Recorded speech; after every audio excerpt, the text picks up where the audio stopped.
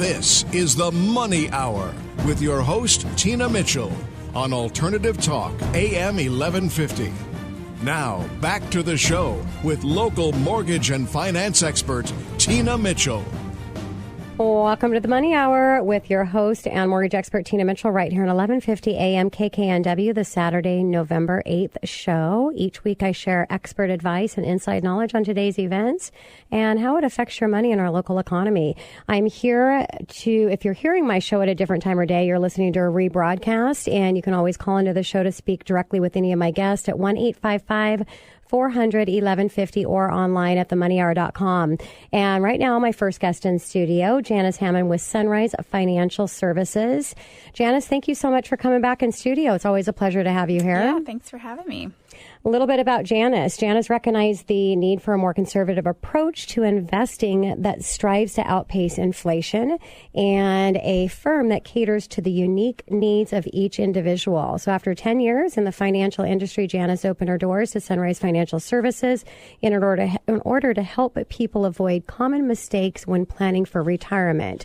So advanced retirement strategies, Janice, is our topic for today. And we all know that there are a lot of things going on in our economic environment right now that makes for somewhat of an uncertain future regarding the direction of our economy, especially looking onto our retirement years with potential rising of interest rates, national debt, inflation coming, and us with the possibility of having higher taxes every year. Everyone wants to be able to protect themselves and their family from this. So how do we know this? Today, I have someone who can answer that question and tackle it for us. And Janice, a female business owner and financial planner of Sunrise Financial Services. Again, thank you, Janice, so much for being here today. Sure. I'm excited to get going. So Janice, here to go over her advanced retirement strategy, she's going to break it down into 3 simple stages and explain how these can be beneficial to everyone. Exactly. The planning that you do now, no matter what age you are, will greatly affect your future retirement goals. And like you said, there are 3 main stages. The first is the accumulation stage. Next is the conservation stage. And then last is what I call the distribution stage.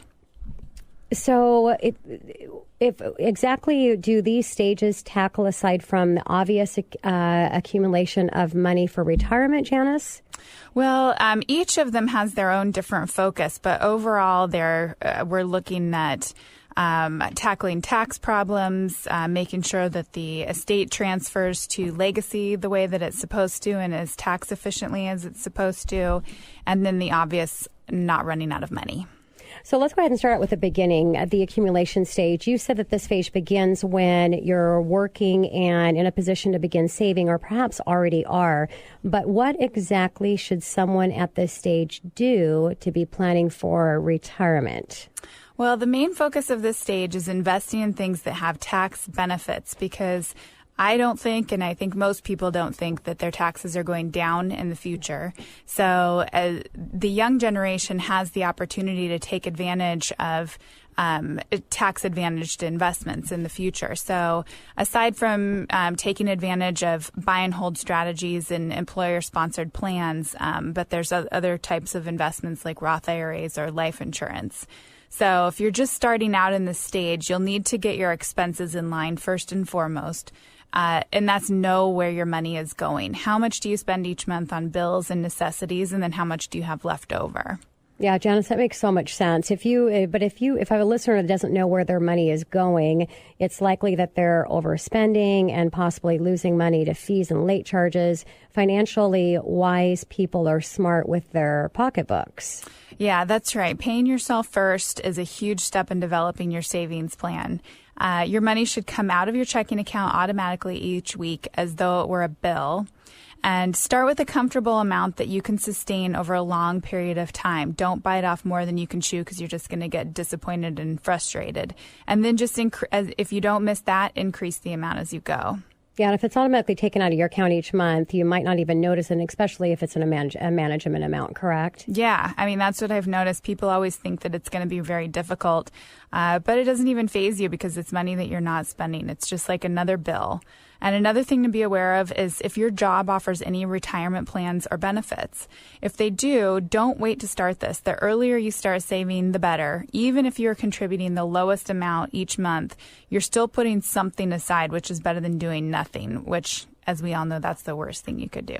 Yeah. So, Janice, you mentioned investments with tax benefits. Can you give an example to my listeners of what this might include? So funding a Roth IRA is a great way to save for retirement, and the gains are never taxable again. However, not everybody is going to qualify to fund a Roth IRA because it's based on a few criteria. So you'll need to speak with your advisor or CPA to determine if you're eligible for that. And then some companies offer a Roth 401k program, and I would suggest looking into that because it's a great option. But if you're looking to kind of take your plan next level in this stage, then you're going to look at more tax efficient investments that have no contribution limits, such as life insurance. Many people hear life insurance and shrink away, but it has some amazing features and can have tax benefits as well. Sorry, you've said many times, I mean, any product, it's if it's a good product or a bad product, it's just whether it's the right product for you. Exactly. So, Janice, these all seem like really good ideas to start with. So can you tell my listeners more about the conservation stage? All right. So a little bit of the accumulation stage can overlap with the following stage, which is the conservation stage. And this is when you are anywhere from 0 to 15 years away from your retirement date.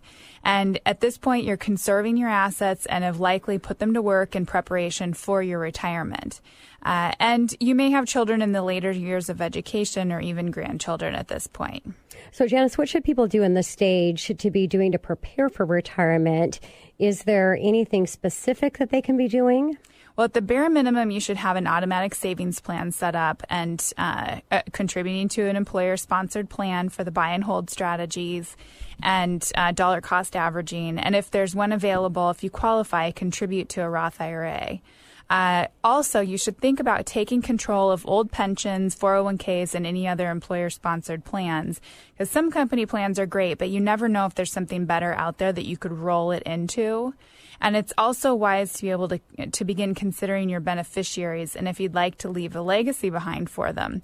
If this is something you're planning to do, I recommend finding a trusted estate planning attorney that you feel comfortable with to help you with the legal aspects of that. So putting all your final wishes on a cocktail napkin, probably not a good idea. Although it is popular, but probably not. So is there anything else people in the conservation stage should be considering or that you would recommend for them to do? Well, to maximize this stage, so really taking it next level, we would include things such as planning for your long-term care expenses. One of every 3 people ends up using long-term care at some point or another. Mm-hmm. And I typically recommend for my clients to look into obtaining a home equity line of credit versus keeping extra large amounts of cash in savings as well. So the conversion stage seems like the most crucial time to get all of your financial and retirement planning set. Once you get to the distribution stage or retirement, I'm assuming this should slow down a lot, or what can you see in this final stage? Yes, this is what you've been working hard for and saving for all of these years. It's time to just sit back and relax. And if you have prepared yourself, that's exactly what you should be doing. But you've got, hopefully at this point, you've got stable income streams that are not dependent on market-based accounts that you will not outlive. And you've set up some sort of long-term care plan. And this is so big, and nobody does this, that you're reviewing your beneficiaries and legacy planning documents at least every 5 years, but we recommend every 3. You'd be surprised how many people neglect this and have big changes to make. Yeah, neglecting this review has caused big problems for your family who's left to deal with the estate. And I know, Janice, that you highly recommend letting your wishes be known and to don't make your families make the decision for you. And also the guarantee that is guaranteed that's going to be a mess if you leave it up to them.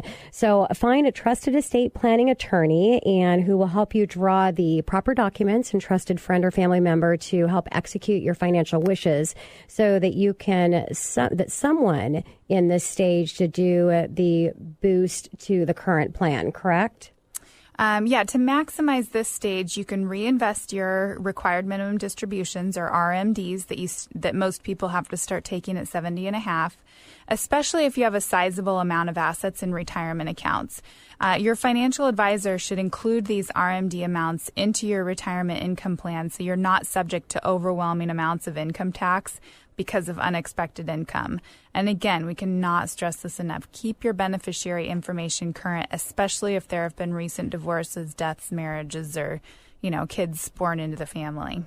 So is there one thing that would apply to all the stages that you think is important for my listeners to know, Janice? Yes. Know your numbers. Know what your budget looks like, and make sure it's a realistic budget.